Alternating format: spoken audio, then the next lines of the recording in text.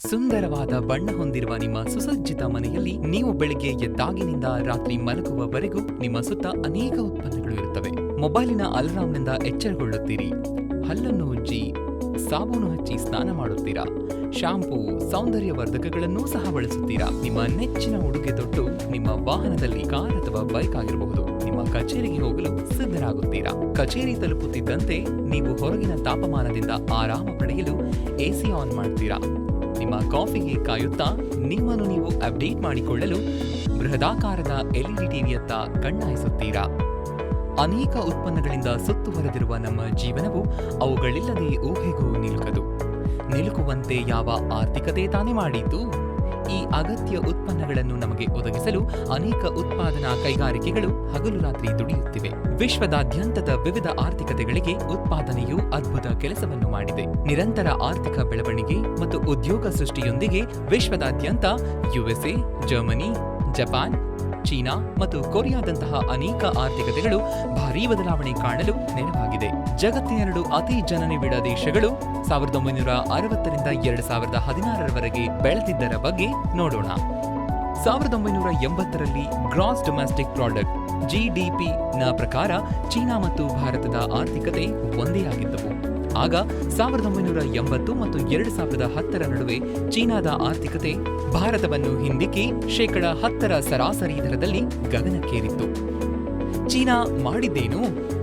China ವಿಶ್ವಕ್ಕೆ ಉತ್ಪಾದನಾ ಘಟಕವಾಗಲು ಮುನ್ನುಗ್ಗಿತು. ಆದಾಗ್ಯೂ ಈಗ ಭಾರತ ಮುಂದಿನ ಉತ್ಪಾದನಾ ಸೂಪರ್ ಪವರ್ ಆಗುವ ನಿಟ್ಟಿನಲ್ಲಿದೆ. ಸರ್ಕಾರದ ನವೀನ ದೃಷ್ಟಿಯೊಂದಿಗೆ ಮೇಕ್ ಇನ್ ಇಂಡಿಯಾ ಅಡಿ 2020ರ ವೇಳೆಗೆ 10 ಕೋಟಿ ನವ ಉದ್ಯೋಗಗಳನ್ನು ಸೃಷ್ಟಿಸುವ ಗುರಿ ಹೊಂದಿದೆ. ಉತ್ಪಾದನಾ ಕ್ಷೇತ್ರದ ಬೆಳವಣಿಗೆಯನ್ನು ದೇಶದ GDPಯ 25%ರಷ್ಟಕ್ಕೆ ಕೊಂಡೊಯ್ಯುವುದರಿಂದ ಮಾತ್ರ ಇದು ಸಾಧ್ಯ. ಸರ್ಕಾರವು ಎಲ್ಲಾ ಕ್ರಮಗಳನ್ನು ತೆಗೆದುಕೊಳ್ಳುತ್ತಿದೆ. ಬಂಡವಾಳಕ್ಕೆ ಸುಲಭ ಪ್ರವೇಶ ನೀಡುವಿಕೆ, ವ್ಯವಸ್ಥೆಯನ್ನು ಪಾರದರ್ಶಕಗೊಳಿಸುವಿಕೆ, GST ಮತ್ತು ಕಾರ್ಮಿಕ ಸುಧಾರಣೆಗಳನ್ನು ಪರಿಚಯಿಸುತ್ತಿದೆ ಡಿಜಿಟಲೀಕರಣದಿಂದ.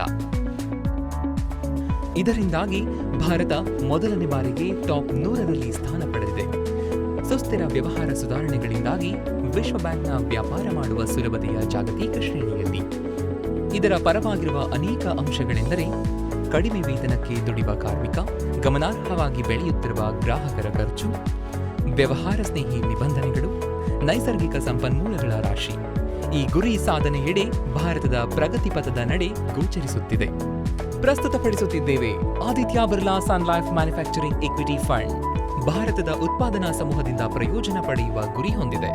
ಇದು ಬಲಿಷ್ಠ GDP ಬೆಳವಣಿಗೆ, ಸುಧಾರಿಸುತ್ತಿರುವ ದೇಶೀಯ ಆರ್ಥಿಕತೆ, ಬಡ್ಡಿ ದರ ಕಡಿಮೆ ಮಾಡುವ ವಾತಾವರಣ ಮತ್ತು FDI ಒಳಹರಿವಿನಲ್ಲಿ ದೃಢ ಏರಿಕೆ.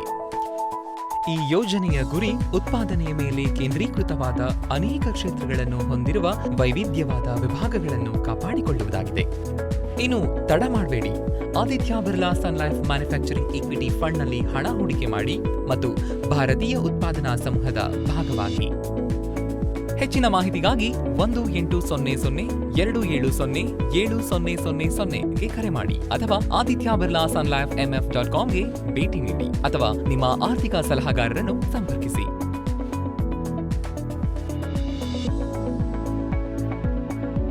Aditya Birla Capital.